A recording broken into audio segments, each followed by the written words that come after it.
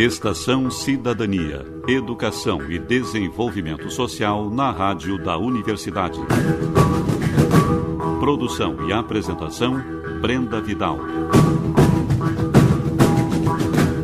Boa tarde. Começa agora Estação Cidadania, uma realização do DEDS, Departamento de Educação e Desenvolvimento Social, da Pró-Reitoria de Extensão da URGS, que toda quinta-feira, à 13h, está aqui na Rádio da Universidade. No programa de hoje, vamos conferir a segunda parte da entrevista com o NUPSEX, Núcleo de Pesquisa em Sexualidade e Relações de Gênero, que fomenta a pesquisa e produção de conhecimento sobre os debates de gênero e sexualidade. Fique com a gente, Estação está no ar. Os convidados de hoje são o diretor do Instituto de Psicologia da URGS, coordenador do NUPSEX e doutor em Sociologia, Henrique Caetano Nardi, e o coordenador e doutor em História Social da Cultura, Marcos Vinícius de Freitas Rosa. Então, boa tarde, Marcos e Henrique. Muito obrigada pela presença de vocês. Vocês podem contar um pouco pra gente sobre o surgimento do CRDH, que é o Centro de Referência em Direitos Humanos da URGS? Sim, o centro ele nasce, então, como o Marcos estava dizendo, né, ele nasce como um braço mais... Quer dizer, se for contar a história, ele é quase tão antigo quanto o grupo de pesquisa ou mais antigo, porque ele nasceu, de fato, em uma articulação que a gente tinha com uma professora da Uniriter, que é a professora Raquel Silveira, que ela hoje é professora da URGS, né? E na época ela tinha um projeto, as promotoras legais populares, né? Que é um projeto da Temis, que é uma outra ONG, uma ONG feminista, e a gente começou esse projeto que chamava, que ainda chama, ainda chama assim, que é Intervenção Interdisciplinar em Coletivos, que era bem aberto, assim, nesse sentido. Então começou uma discussão muito forte em relação à violência contra as mulheres, e depois foi se ampliando nessas parcerias, e a gente acabou tentando ver qual era a nossa vocação, assim, do ponto de vista do nicho para construir. Então ele se efetiva como projeto de extensão com esse nome a partir do momento que a gente decide apresentar uma proposta para o PROEST, né? Então a gente recebe o primeiro financiamento do PROEST em a gente apresenta em 2010 e faz esse evento, inicia, né, o projeto em 2011, e aí a gente tem trabalhado, né, com vários eixos, né, que daí o Marcos pode falar mais, mas assim, a ideia era dar conta de uma série de discriminações, né, de acolher essas discriminações, mas não só no sentido de acolher as pessoas que sofreram a discriminação, mas também agir no sentido de evitar que elas aconteçam, lutando contra o preconceito e tal, que é na base, né, das situações de discriminação e violência.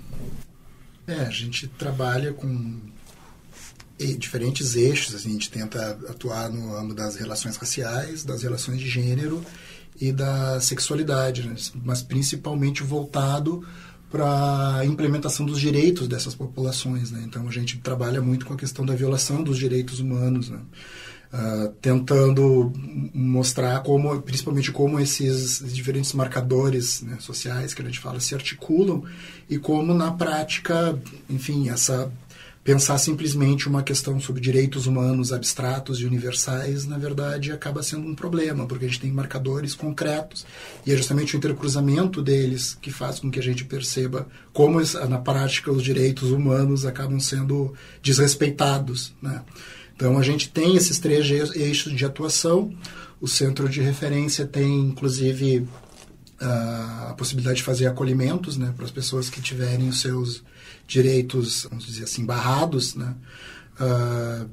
Então, onde tem um grupo de pessoas que está preparada para fazer esse tipo de acolhimento à medida que os casos surgem, né? E a gente tem uma demanda muito grande, assim, né, porque a gente, falando nesses eixos, a gente fica pensando que eles são poucos, mas na verdade a demanda é muito grande, é constante, assim, a gente tenta dar conta dela, mas ela acaba nos engolindo, assim, então é uma demanda bastante profusa, né? Então eu queria justamente entender mais como que se dá esse processo de acolhimento à população LGBTT em situação de violência. O que acontece é quando uma pessoa sofre algum tipo de violação. Quando a gente começou o centro, a gente tentou fazer um mapeamento da rede, né? Ver o que estava funcionando na rede. Então, o que a gente vê no campo das políticas nessa área é que elas dependem da vontade do governo de implementar, do governo que está ali, no caso, né? Então, a gente já teve momentos, por exemplo, em que o Nuances criou um centro de referência financiado pelo Ministério da Justiça. As pessoas que fizeram mestrado lá e doutorado também fizeram parte desse centro em outros momentos, quando era o Nuances. E a gente viu que tinha um vazio, assim, né? A maior parte das ONGs, a partir de 2008, começaram a ficar muito desarticuladas, sem financiamento. E o Estado, de fato, agora, pela primeira vez, está implementando um centro de referência, a gente torce, né? Com uma equipe contratada, né? Com o financiamento do governo federal, o Estado do Rio Grande do Sul, né? Então, a gente está trabalhando junto nessa parceria, inclusive com termos de cooperação com a URGS, e particularmente o centro de referência. E a ideia é assim, a pessoa sofreu algum tipo de violência, ela liga, né, ou para o CIPAS ou para o ramal do NUPSEX, que a gente tem um plantão, né, que é no 5458, o ramal do telefone da URGS e o ramal 5458, a gente agenda para poder... Às vezes a gente recebe contato, por exemplo, de uma unidade sanitária que acolheu uma pessoa, ou então da Fundação de Proteção Especial, entende? A gente, no campo das políticas públicas, a gente busca estar presente na articulação da rede, né? Então, a gente ou recebe por essa via encaminhado, né, de pessoas que estão atendendo, ou então as pessoas vêm diretamente e buscam quando elas sofreram algum tipo de violência. E além disso, a gente trabalha também com uma articulação com o SAJU, né, que é o Serviço de Assistência Jurídica aqui da URGS, num projeto junto com a ONG Igualdade, que é outra ONG, que é um projeto de encaminhamento de ações para a retificação do nome, né, no registro civil. Então a gente tem trabalhado junto nessa perspectiva. Então às vezes não é só a situação de discriminação, né? Quer dizer, envolve a situação de discriminação, mas é uma maneira de evitar uma parte da discriminação, que é fazendo a troca do nome, né? Uhum.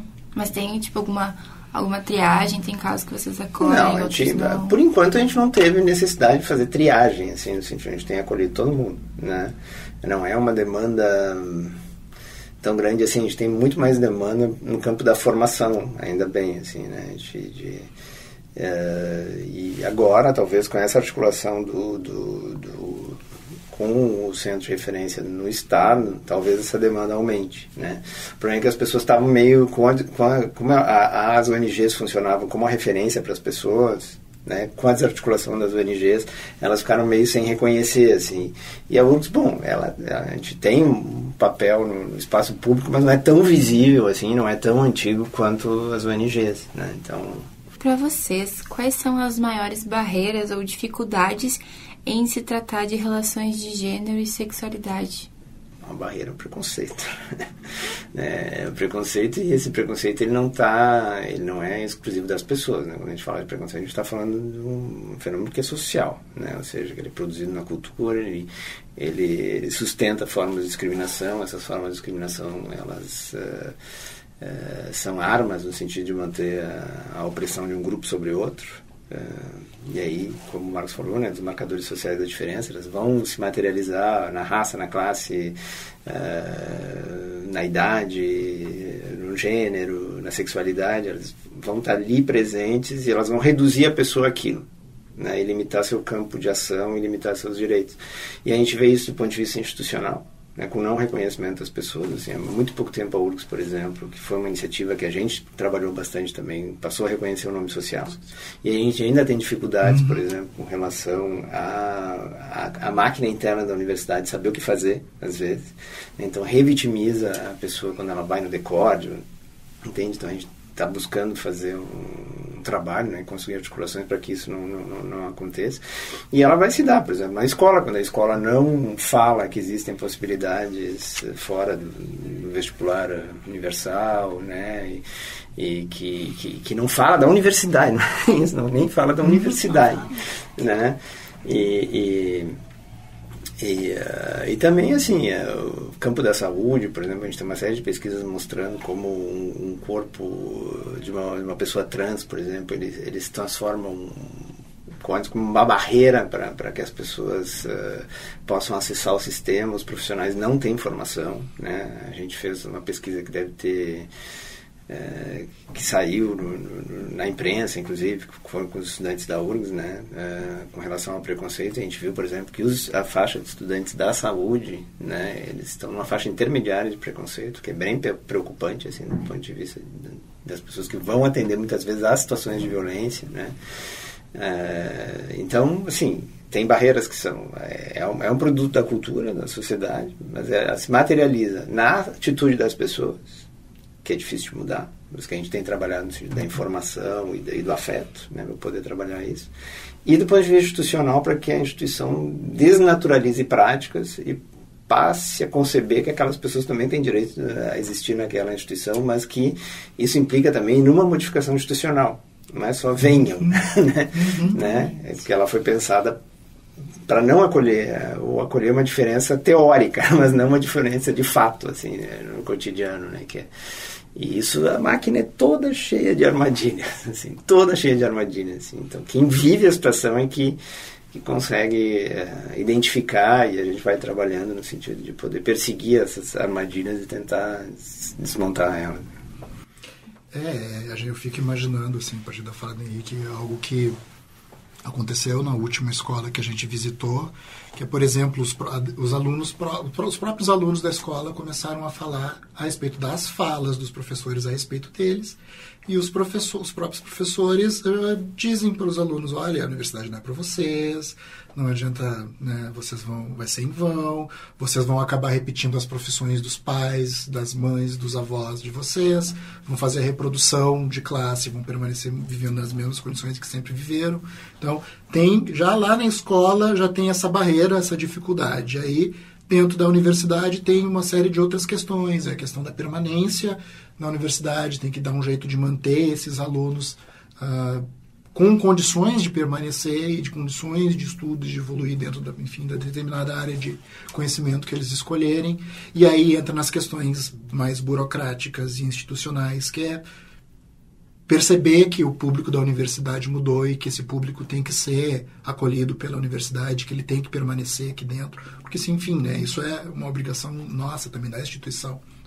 Então, aí que tocou na questão do nome social, é um problema que ainda na universidade volta e meia surge e ressurge, assim, a gente tem que sentar com o servidor no setor onde deu o problema, explicar a situação, explicar que a universidade já tem normativas a respeito disso, que isso já foi reconhecido, para justamente evitar que o aluno passe por esse constrangimento de ficar explicando a situação, né? Então, esses são alguns das dificuldades que a gente enfrenta no dia a dia do centro, né? O acesso à universidade é uma pauta social que tem sido reivindicada, né, tanto pela população negra quanto nas comunidades LGBTT. A gente não tem dúvida de que essas pessoas estão prontas para a universidade, mas a universidade ainda não parece estar pronta para acolhê-los. Vocês acham que esse panorama está muito distante de mudar ou nós estamos num processo? Não, eu acho que acho não, né? Tem decisões que foram tomadas, assim, ou por iniciativa própria da universidade, ou seguindo diretrizes que é do governo federal, né? No sentido de se modificar, né? A URGS é uma instituição ela é antiga e ela não é... Tem vários setores que funcionam de formas distintas também, né? Então, tem setores que são mais acolhedores, setores que são menos acolhedores, até porque pensam que essas discussões não fazem parte do seu cotidiano, mas fazem parte do cotidiano de todo mundo, né? E assim, teve a questão do nome social, que a URGS apontou, tem a questão das políticas de inclusão que têm sido levadas, assim, né? Tem o último relatório que saiu, quer dizer, tem um acompanhamento, no novo PDI aparece a questão do respeito à diferença, né? Eu fui chamado pela reitoria para compor um comitê que deve ser lançado semana que vem, que é o Comitê contra a Intolerância. Então, eu imagino que a gente vai conseguir trabalhar de forma mais afirmativa em algumas situações, prevenindo. Eu acho que a questão dos trotes também já tem diretivas mais firmes, assim, no sentido de coibir, mesmo que elas continuem acontecendo, né, mas em alguns setores, mas assim, já tem diretivas bem mais firmes no sentido de que situações de humilhação, discriminação não aconteçam nos trotes. Então, acho que a perspectiva é boa, né, pelo menos até agora, né, até agora a gente tem caminhada. É lento, assim, o processo é lento, mas assim, se a gente comparar. Por exemplo, eu cursei a universidade nos anos 80. Nos anos 80, né? Não existia praticamente nada, né? Assim, a gente estava saindo da ditadura, né? E essa discussão é uma discussão mais recente, né? E a entrada desses alunos tem uma série de impactos dentro da universidade. Vai mudar as demandas de pesquisa, vai fazer com que a gente passe a pensar, por exemplo, a história desses grupos que estão entrando, a história dos indígenas, a história dos negros, enfim, as pesquisas voltadas para o direitos da população trans. Então, tem uma série de impactos na produção do conhecimento que a entrada desses alunos cria demanda por essas inovações, inclusive na temática de pesquisa, na questão do ensino, né? E força todo mundo que está envolvido e que está no cotidiano da universidade a repensar a sua própria postura, né? Então, acho que o caminho é difícil, é longo, mas a gente está no começo. Os entrevistados de hoje são o doutor em Sociologia, diretor do Instituto de Psicologia da URGS e coordenador do Núcleo de Pesquisa em Sexualidade e Relações de Gênero, NUPSEX, Henrique Caetano Nardi, e o doutor em História Social da Cultura e coordenador, Marcos Vinícius de Freitas Rosa. Neste espaço, nós iremos divulgar depoimentos sobre o assunto em pauta no programa. Hoje, queremos saber como os debates acadêmicos e a pesquisa sobre questões de gênero influenciam na autoafirmação dessas identidades? Bom, eu sou Elô Marques, me formei em artes visuais e agora voltei para a academia agora como estudante de ciências sociais. Eu participo do G8, que é um grupo do direito, né, na Faculdade de Direito, do grupo do SAJU, que faz assessoria jurídica e é um grupo especificamente que lida com questões de direitos sexuais e de gênero, né? Bem, eu acho que, assim, como a teoria, né, é a base de construção, uma das bases de construção da realidade, eu acho que é bastante importante no que diz respeito às identidades trans, pelo menos, que elas possam ter acesso à universidade para se tornarem sujeito, né, de construção de conhecimento, para que esse conhecimento ele vá extramuros, né, assim, que atinja a realidade mesmo, assim, ter acesso para poder elas mesmas construírem conhecimento a partir das suas vivências, assim, né? O que acontecia até então é que, pelo menos no que diz respeito às identidades trans, assim, eram pessoas cisgêneras, pesquisadores da academia que construíam conhecimento sobre as identidades trans, mas nessa coisa meio de objeto de pesquisa, sabe? Olhando como objeto de pesquisa.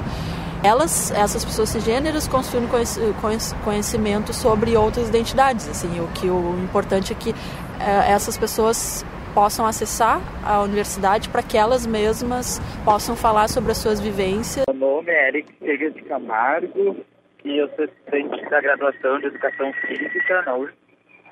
E eu acho que as pesquisas acadêmicas, elas têm um papel importante em fazer uma certa reparação no que já houve de patologização de identidades de gênero, como, por exemplo, identidades de pessoas trans. Então, eu acho que, nesse sentido, a pesquisa acadêmica ela está avançando na produção de maneiras de a gente perceber identidades de gênero de uma forma de diversidade, não como patologias e encaixar as pessoas numa normatividade, padronização. Nesse especificamente, as pesquisas ligadas à psicologia social, que é onde eu faço parte do grupo de pesquisa. E a outra coisa que é importante é como o grupo de pesquisa em que eu estou inserido está disposto a acolher e ouvir as perspectivas a partir das pessoas trans e das pessoas de diversas identidades de gênero, e não só a partir do referencial teórico médico que desconsidera as experiências das pessoas.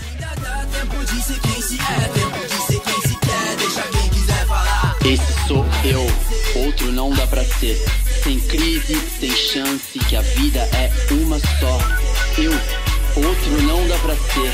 Sem crise, sem chance, uma dica, aceite-se, aceite-se, aceite-se. No próximo programa, o Gaire será o tema da Estação Cidadania. Mande uma mensagem para o Facebook do DEDS ou para o e-mail deds@prorext.urgs.br com a sua opinião sobre o assunto.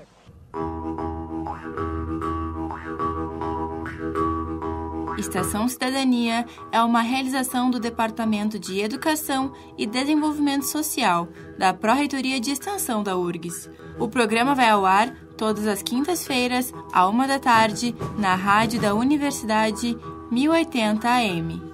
Produção, Brenda Vidal e DEDS. Coordenação, equipe do DEDS. Gravação e edição, Jefferson Gomes. Até a próxima semana. Tchau!